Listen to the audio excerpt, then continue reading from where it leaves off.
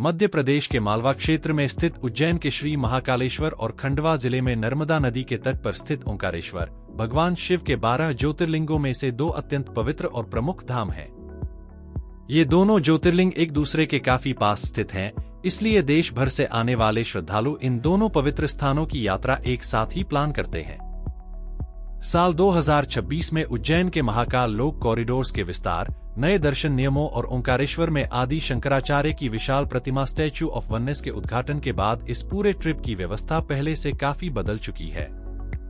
अगर आप महाकाल और ओंकारेश्वर जाने का प्लान बना रहे हैं, तो यहाँ बिल्कुल सीधे शब्दों में, बिना किसी भारी भरकम और दिखावटी शब्दों के point to point full travel महागाइड स्क्रिप्ट दी गई है। सबसे पहले बात करते हैं इस डबल ज्योतिर्लिंग यात्रा के रूट्स, प्लानिंग और ट्रांसपोर्टेशन की। इस यात्रा की शुरुआत करने के लिए सबसे बेस्ट बेस कैंप उज्जैन या इंदौर शहर को माना जाता है। रेल मार्ग की बात करें तो उज्जैन जंक्शन देश के सभी प्रमुख शहरों से सीधी ट्रेनों द्वारा बहुत बेहतरीन तरीके से जुड़ा हुआ है। यदि आपके शहर से उज्जैन की डायरेक्ट ट्रेन नहीं है, तो आप इंदौर रेलवे स्टेशन भी आ सकते हैं, जहां से उज्जैन की दूरी मात्र 55 किलोमीटर है और 24 घंटे ट्रेन, लोकल बसें और शेयर्ड टैक्सियां बहुत ही कम किराए में आसानी से मिल जाती हैं। यदि आप हवाई मार्ग यानी फ्लाइट से आने का प्लान बना रहे हैं, तो सबसे नजदीकी हवाई अड्डा इंदौर में स्थित देवी अहिल्याबाई होलकर इंटरनेशनल एयरपोर्ट है।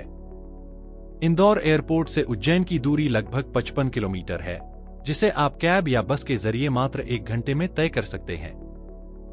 सड़क मार्ग की बात करें तो मध्य प्रदेश के सभी बड़े शहरों से उज्जैन और इंदौर के लिए लग्जरी स्लीपर बसें और सरकारी बसें लगातार चलती रहती हैं, जो आपको सीधे मुख्य बस स्टैंड पर ड्रॉप करती हैं। अब बात करते हैं यात्रा के पहले और मुख्य पड़ाव यानी श्री महाकालेश्वर ज्योतिर्लिंग उज्जैन की। महाकाल मंदिर दुनिया का एकमात्र ऐसा ज्योतिर्लिंग है जो दक्षिणमुखी है, जिसे तंत्र साधना और अकाल मृत्यु से मुक्ति के लिए बेहद खास माना जाता है। मंदिर का विशाल परिसर भक्तों के लिए सुबह 4 बजे खुल जाता है और रात को 11 बजे बंद होता है। सामान्य दिनों में साधारण लाइन से दर्शन करने में मात्र 1 से 2 घंटे का समय लगता है, लेकिन त्योहारों और सावन के महीने में यह समय बढ़ सकता है। महाकाल मंदिर की सबसे प्रसिद्ध और मुख्य विशेषता यहाँ सुबह होने वाली भस्म आरती है। यह आरती रोज सुबह 4 बजे से 6 बजे के बीच होती है, जिसमें चिता की ताजी भस्म यानी अब प्रतीकात्मक रूप से कपिला गाय के गोबर के कंडे की भस्म से बाबा का दिव्य श्रृंगार किया जाता है। भस्म आरती में शामिल होने के लिए आपको श्री महाकालेश्वर प्रबंध समिति की ऑफिशियल वेबसाइट पर जाकर कम से कम 1 से 2 महीने पहले ऑनलाइन एडवांस बुकिंग करानी अनिवार्य है, जिसके बिना प्रवेश नहीं मिलता है। भस्म आरती के नियमों और ड्रेस कोड को समझना बहुत जरूरी है। इस विशेष आरती में शामिल होने के लिए पुरुषों को अनिवार्य रूप से पारंपरिक सूती धोती और सोला पहनना होता है और महिलाओं के लिए शालीन साड़ी पहनना अनिवार्य है। यदि आप गर्भगृह के भीतर जाकर जल चढ़ाना चाहते हैं, तो सुबह की शिफ्ट में केवल इसी ड्रेस कोड के साथ अनुमति मिलती है।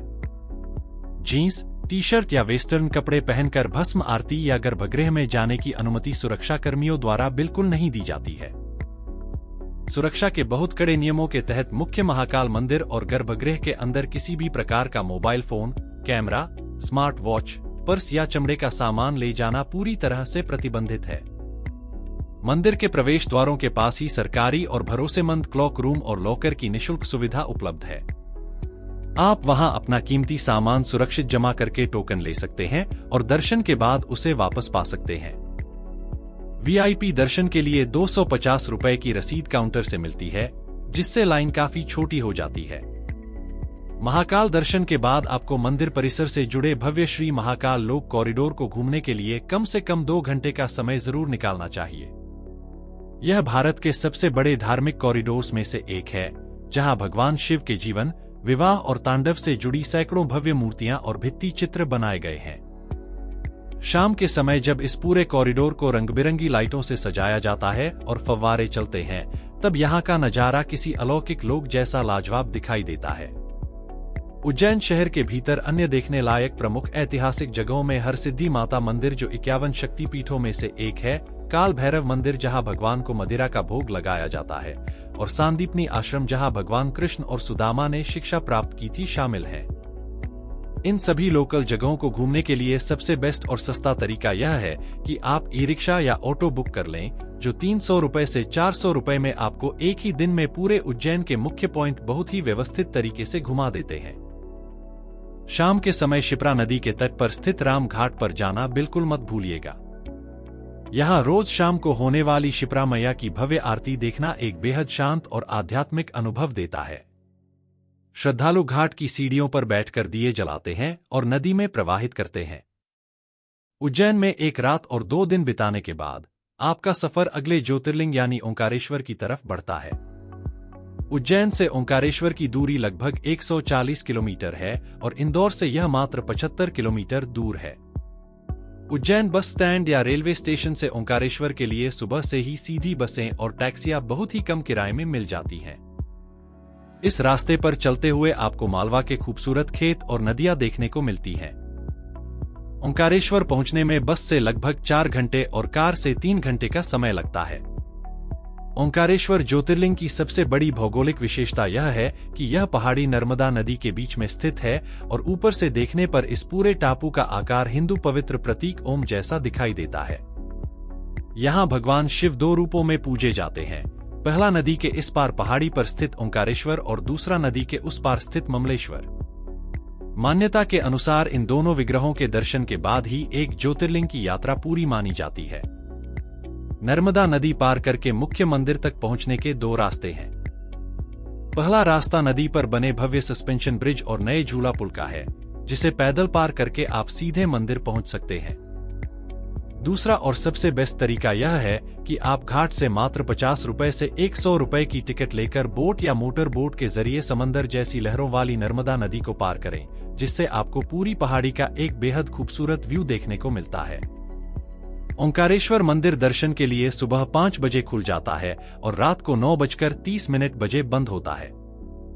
यहाँ भी गर्भगृह में जाकर जल चढ़ाना बेहद आसान है, लेकिन वीकेंड और त्योहारों पर भीड़ बहुत ज्यादा हो जाती है। ओंकारेश्वर में साल 2026 का सबसे बड़ा आकर्षण स्टैच्यू ऑफ वननेस है। यह आदि शंकराचार्य की 108 फीट ऊंची भव्य कांस्य प्रतिमा है, जो मांधाता पहाड़ी पर स्थापित की गई है, जिसे देखना एक बहुत ही अद्भुत और प्रेरणादायक अनुभव साबित होता है। ओंकारेश्वर में नर्मदा परिक्रमा का भी बहुत बड़ा धार्मिक महत्व है। यह परिक्रमा लगभग 7 किलोमीटर लंबी है, जो ऊंचे नीचे पहाड़ी रास्तों और जंगलों से होकर गुजरती है। परिक्रमा के रास्ते में आपको कई प्राचीन मंदिर, गुफाएं और साधुओं के आश्रम देखने को मिलते हैं। जो लोग पैदल चलने में सक्षम हैं, उन्हें सुबह के ठंडे मौसम में यह परिक्रमा जरूर पूरी करनी चाहिए, जिससे मन को असीम ऊर्जा और आत्मिक शांति मिलती है। रहने और ठहरने की व्यावहारिक व्यवस्था की बात करें तो उज्जैन और ओंकारेश्वर दोनों ही जगहों पर हर बजट के यात्रियों के लिए ढेरों ऑप्शंस मौजूद हैं। उज्जैन में महाकाल मंदिर के आसपास और रेलवे स्टेशन रोड पर कई साफ सुथरे धर्मशालाएं और बजट होटल्स मिल जाते हैं। 2 लोगों के लिए एक नॉन एसी रूम 800 रुपए से 1200 रुपए प्रति रात में और एसी रूम 1500 रुपए से 2500 रुपए प्रति रात में आसानी से मिल जाता है।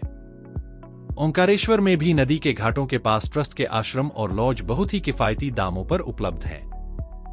खाने पीने के मामले में मध्य प्रदेश का यह पूरा बेल्ट अपने लजीज पोहा, जलेबी और मालवी स्वाद के लिए जाना जाता है।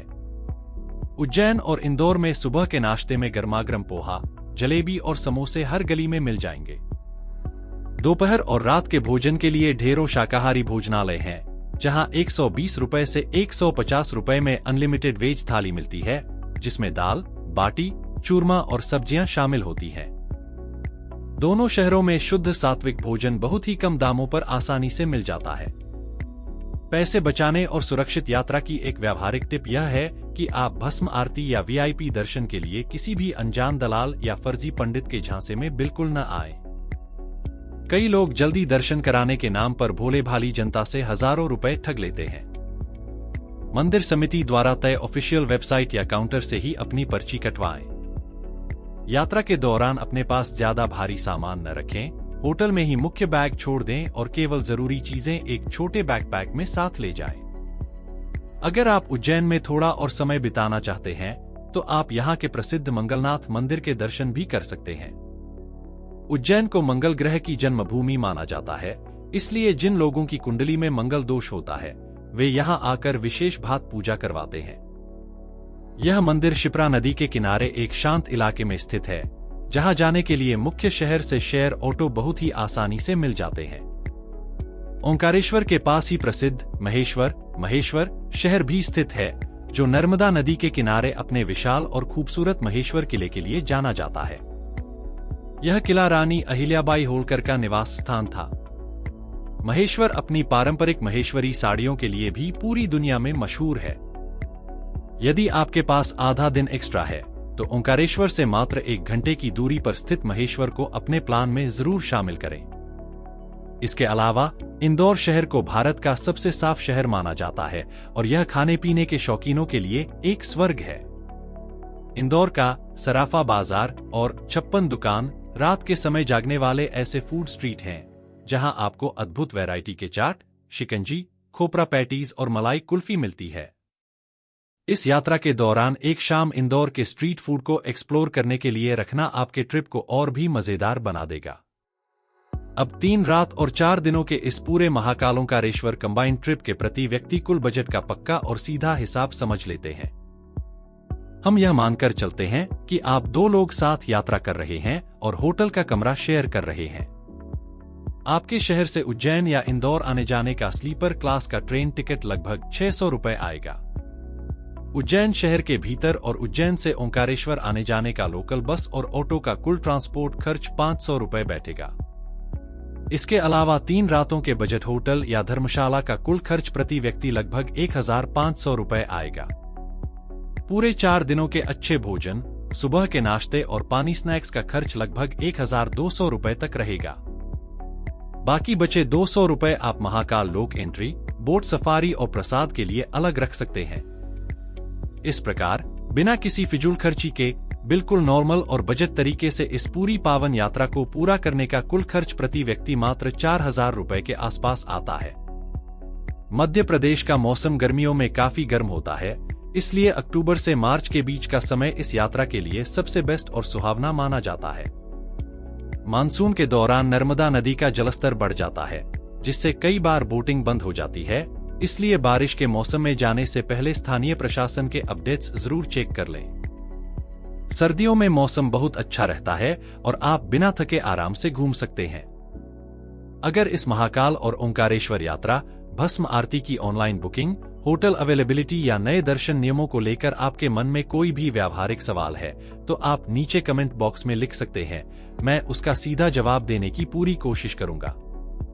इस वीडियो को अपने परिवार के सदस्यों और उन दोस्तों के साथ जरूर शेयर करें जो इस साल मध्य प्रदेश के इन 2 पावन ज्योतिर्लिंगों के दर्शन करने का प्लान बना रहे हैं। यात्राओं की ऐसी ही व्यावहारिक, सच्ची और बिल्कुल सटीक जानकारियों के लिए हमारे चैनल ट्रेवल विद ध्रुव को सब्सक्राइब कर लें और बेल आइकन दबाना बिल्कुल मत भूलना। मिलते हैं बहुत जल्द एक और नई मुकम्मल यात्रा गाइड में।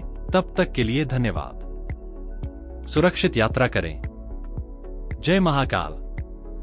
ओम नमः शिवाय। हर हर महादेव।